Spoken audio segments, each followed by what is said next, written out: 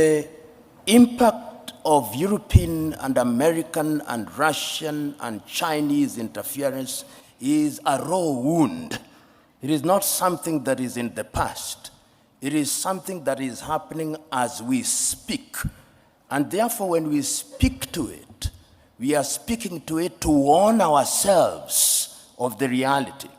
When we speak about the Danidas and the NGOs, these are bodies whose raison d'etre is to ensure that we remain in a perpetual state of begging. That is what we are doing to warn ourselves.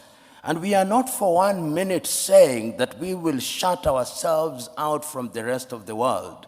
What we are saying is that we must define how we engage with the whole world.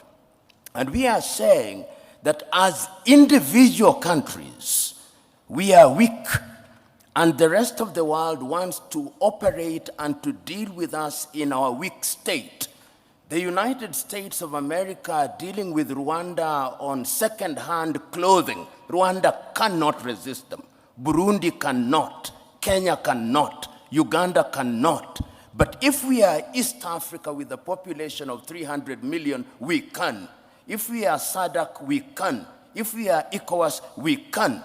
So this is what we are saying. And we are saying further that going forward, we must also recognize our internal weaknesses. And what is our weaknesses? Chinua Achebe said it very well.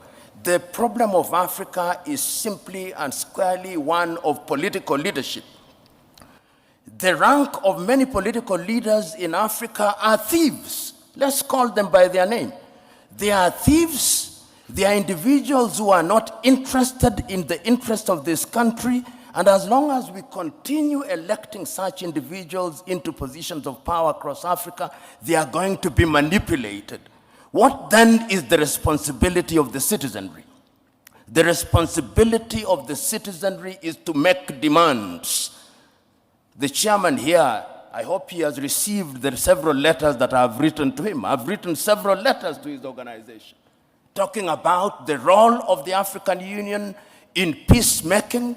I wrote to the chairman only last week about the situation in Sudan, saying we must solve our own problems. And I want to see a crusading African Union, so that it's not the Americans and the Saudi Arabians who are summoning them to Jeddah. It should be in Addis Ababa. In a nutshell, Joe, what I'm saying is that we have a responsibility to ourselves, both at the leadership level and at levels of the civic society. We must be engaged in a positive manner, and we must keep on shouting without being diplomatic, because diplomacy is lulling us into a false sense of security. And lastly, I want to say this. When foreign powers come, we must always be reminded of these goodies that they bring to us. It used to be said of the Trojan War that even when the Greeks bear a gift, they do not mean well. They never mean well. And the sooner we say it, recognizing the external threat, recognizing